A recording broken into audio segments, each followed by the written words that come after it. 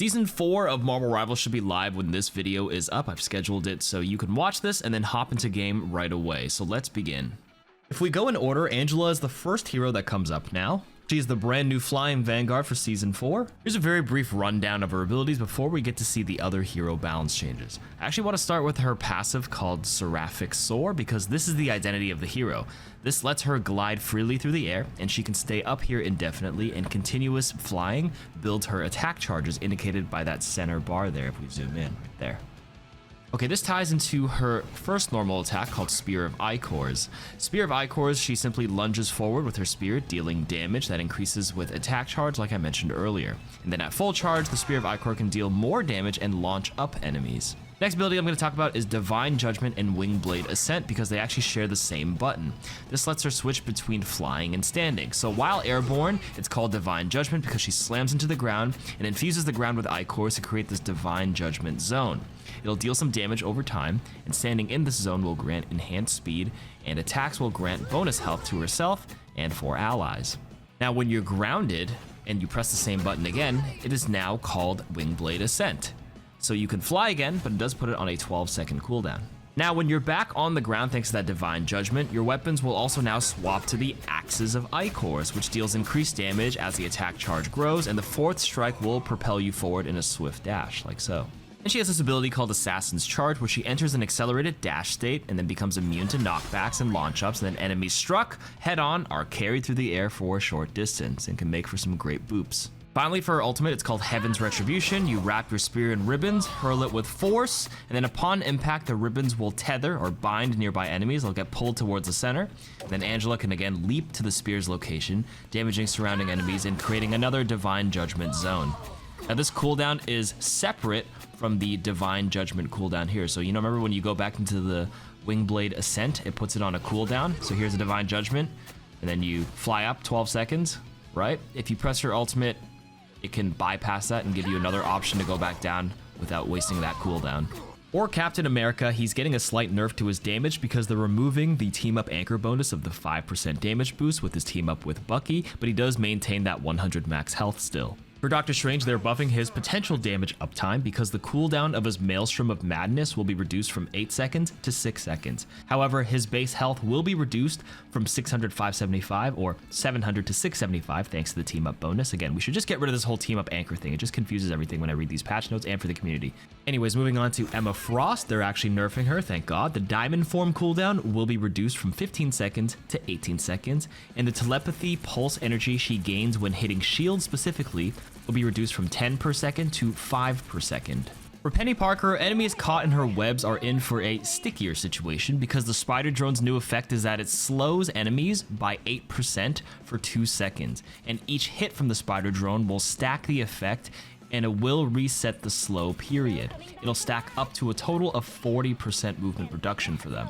Additionally, they're reducing the Spider Drone release interval during the ult from 0.7 seconds to 0.5 seconds. That's a buff. That means more drones are going to be coming out more frequently. For Thor, he's getting some crazy buffs this season. They're increasing the movement speed during his ult from 600 units to 700 units per second. Yeah, that's how they measure movement speed in this game. And then after the ultimate lands, he will be able to stun surrounding enemies for 1 second. Thor gains a new active team up with Angela called Thunder Strike Pike. This allows him to throw a Thunder Spear at an enemy that restores a Thor Force for each enemy struck. So here in this example, we have hit one enemy, so we get 1 Thor Force back.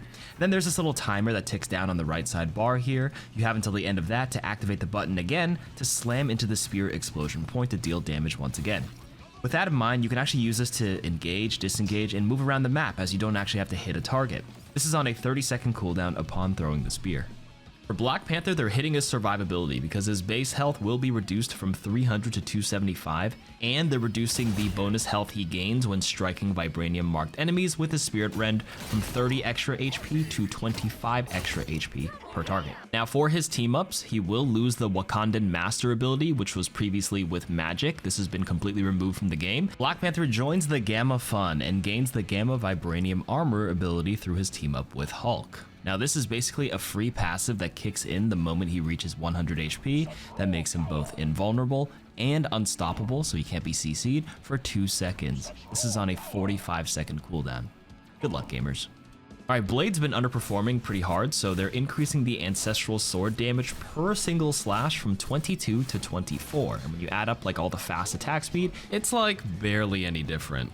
Alright, Magik's gonna be a hot topic here because she has a lot of changes. It all begins with the team up anchor bonus of the 15% damage boost. That's gonna be removed because again, that Disc Master team up with Black Panther, like I mentioned earlier, is completely removed from the game.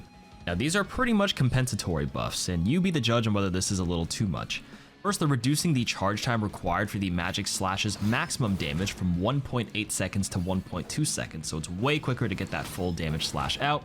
The slash also has a new effect where the projectile now pierces enemies, and it reduces her stepping disc's cooldown by 1 second per enemy pierced. They're also increasing the Soul Sword damage from 65 to 75. They're increasing the Eldritch Whirl damage from 45 to 50.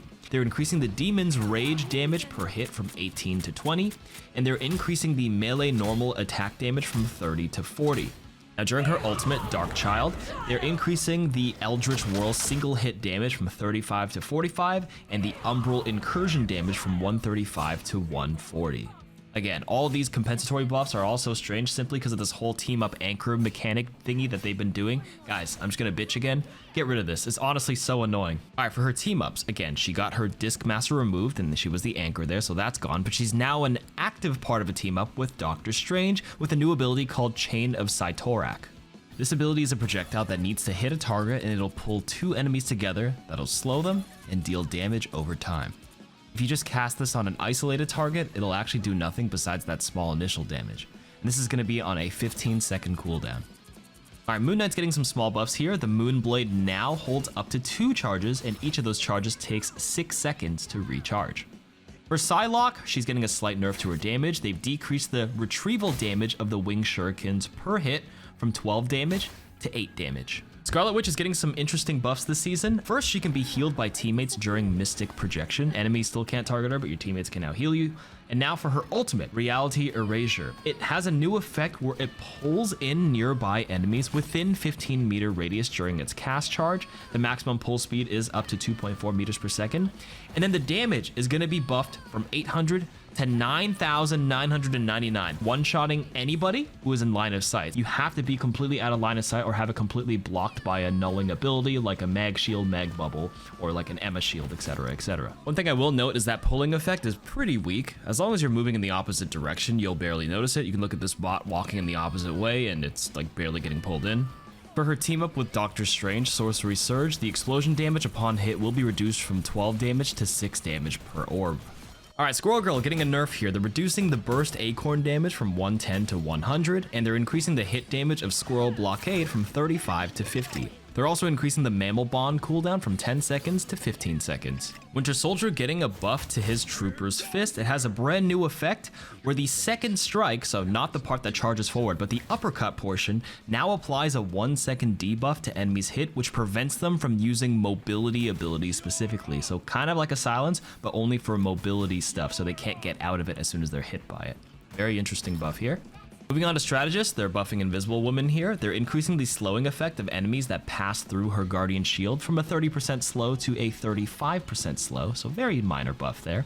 But they will be buffing the Invisible Boundary, her ultimate, the healing per second from it, from 165 HP per second to 180 HP per second. Also, there's a new effect which will slow enemies within range of it by 20%. For Jeff the Land Shark, his ultimate ability, called It's Jeff, yeah, I can't believe they called that ability that, it now leaves an 8-meter radius healing pool at the point of activation that will heal allies within range by 100 HP per second. The healing pool lasts for 8 seconds.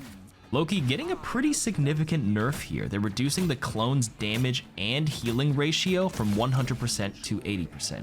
In other words, here's the math for you. The damage from the clones will be reduced from 25 damage to 20 per damage. So 2 clones is 20 plus 20, but Loki still does the full amount of 25. So now you're only dealing 65 damage per target instead of 75. And then the healing will be reduced from 40 to 32 for the clones specifically. So again, if you're double cloned up and you're shooting them, your base healing will be 40 plus 32 plus 32. So you're only healing 104 healing instead of 120.